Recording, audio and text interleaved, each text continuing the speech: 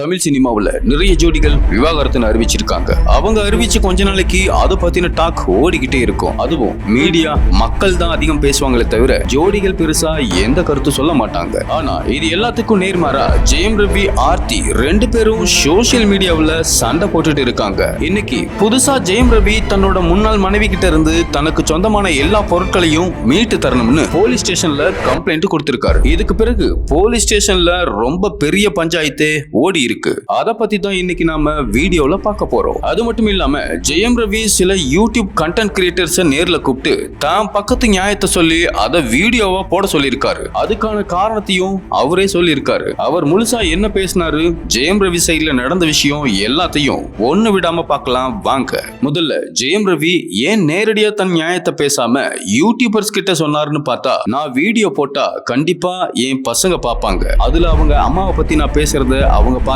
ரொம்பவே கஷ்டப்படுவாங்க, அதனாலதான் இப்படி சொல்றேன்னு சொல்லியிருக்காரு. சரி, இப்போ விஷயத்துக்கு வருவோம். ஜெயம் ரவி யூடியூபர்கள் கிட்ட நான் விவாகரத்து அறிவிக்கிறதுக்கு 2 நாள் முன்னாடி குழந்தைகள் என்கிட்ட தான் இருந்தாங்க. அப்போ என் பெரிய பையன் கிட்ட மட்டும் டைவர்ஸ் பத்தி பேசினேன். நானும் அம்மாவும் சேர்ந்து இருந்தா நிறைய பிரச்சனை வரும், நாங்க பிரிஞ்சிடுறோம்னு சொன்னேன். அதுக்கு அவன், அப்பா உன் ஹாப்பினஸ் எனக்கு முக்கியம், ஆனா நீங்க 2 பேரும் சேர்ந்து இருந்தாதான் எனக்கு சந்தோஷம்னு சொன்னான். ஆனா அவன் கிட்ட பேசி புரிய வச்ச பிறகுதான் நான் என் விவாகரத்தையே அறிவிச்சேன். 2 மாசத்துக்கு முன்னாடி ஜூன்ல என் ஒரு பையனுக்கு பர்த்டே. அத நான், ஆர்த்தி, பசங்கன்னு எல்லாரும் சேர்ந்து தான் கொண்டாடணும். ஆனா ஆகஸ்ட்ல இன்னொரு பையனுக்கு பர்த்டே. அன்னைக்கு நான் ஹோட்டல்ல வெயிட் பண்ணேன். அது ஆர்த்திக்கும் தெரியும். ஆனா அவங்க பசங்களை கூட்டிட்டு ஸ்ரீலங்கா போயிருக்காங்க. ஒரு நாள் ஃபுல்லா வெயிட் பண்ண அப்புறம் தான் அந்த விஷயமே எனக்கு தெரிஞ்சதுன்னு சொல்லியிருக்காரு. அதை விட எப்பவுமே என்னோட பேங்க் அக்கவுண்ட் ஜாயிண்டா தான் இருக்கும். ஆர்த்தி அவங்களுக்குன்னு தனியா 2-3 அக்கவுண்ட் வச்சிருப்பாங்க. ஆனா என் அக்கவுண்ட் மட்டும் ஜாயிண்டா தான் இருக்கும். கல்யாணத்துக்கு முன்னாடி என் அம்மா கூட இருந்துச்சு,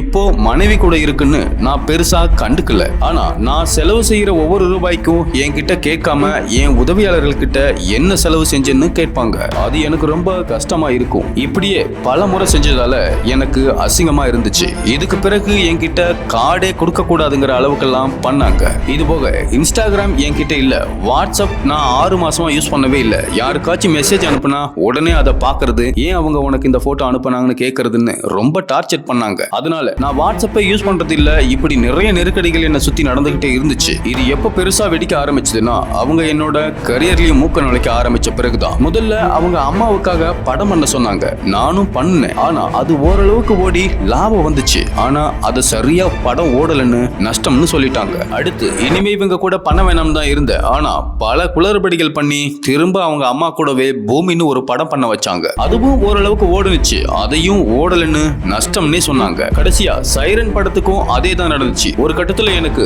கோபம் வந்துச்சு. தெலுங்குல படம் ரிலீஸ் ஆகல, சரியா ப்ரமோஷன் செய்யல. ஏன்னு கேட்கும் போதுதான் அம்மாவுக்கு நஷ்டம், காசு இல்லைன்னு சொல்றாங்க. அதை பத்தி விசாரிக்கும் போதுதான் தெரியுது நஷ்டம்லாம் இல்ல, லாபம் தான். ஆனா இவங்க பொய் சொல்றாங்கன்னு. அது எனக்கு பிடிக்கல. என் ஃப்ரெண்டு வீட்டுல தங்க ஆரம்பிச்சேன், அங்கேயும் பிரச்சனை பண்ணாங்க. அதனால கொஞ்ச நாள் ஆபீஸ்லயே தூங்குனேன். இது உச்சகட்டமாகும் போதுதான் நான் விவாகரத்துன்னு சொன்னேன். என் வீட்டுல இருக்கிற நாயை விட ரொம்ப மோசமாவே என்னை நடத்தினாங்க. என் வீட்டுல வேலை செய்யறவங்களுக்கு முன்னாடி டெய்லி திட்டிட்டே இருந்தா ஓரளவுக்கு மீறி நான் எப்படி பொறுமையா இருக்க முடியும்? அதனாலதான் இந்த முடிவுக்கு வந்தேன். என்னோட இன்ஸ்டாகிராம் பாஸ்வேர்ட்ல இருந்து பாஸ்போர்ட் வரைக்கும் எல்லாத்தையும் போலீஸ் ஸ்டேஷனுக்கு போய் பெரிய பஞ்சாயத்துக்கு பிறகுதான் வாங்கினேன். அந்த சமயத்துல தான் நான் கோவா போனேன். போயிருக்கும் போதுதான் அந்த பாடகியை பார்த்தேன். அவ்வளவுதான் சொல்லி இருக்காரு. அதுல இன்னொரு பக்கம் பாடகி கெனிஷாவும் ஒரு இன்டர்வியூல பேசியிருக்காங்க. அதுல எனக்கு ஜனவரியில இருந்து தான் ஜெயம் ரவியை தெரியும். ஜீவா ப்ரொடியூஸ் பண்ண ஆல்பத்துல நான் பாடி இருந்தேன். அப்பதான் அவரையும் பார்த்தேன். அப்பதான் நான் சைக்காலஜிக்கலா ட்ரீட்மெண்ட் கொடுக்குறேன்னு சொல்லியிருந்தேன். அவ்வளவுதான். அதுக்கு பிறகு ஜூன்ல அவங்களே எனக்கு போன் பண்ணி எனக்கு சைக்காலஜிக்கல் ட்ரீட்மெண்ட் வேணும்னு என்கிட்ட கேட்டாங்க. சென்னையிலேயே நிறைய பேர் இருக்காங்க,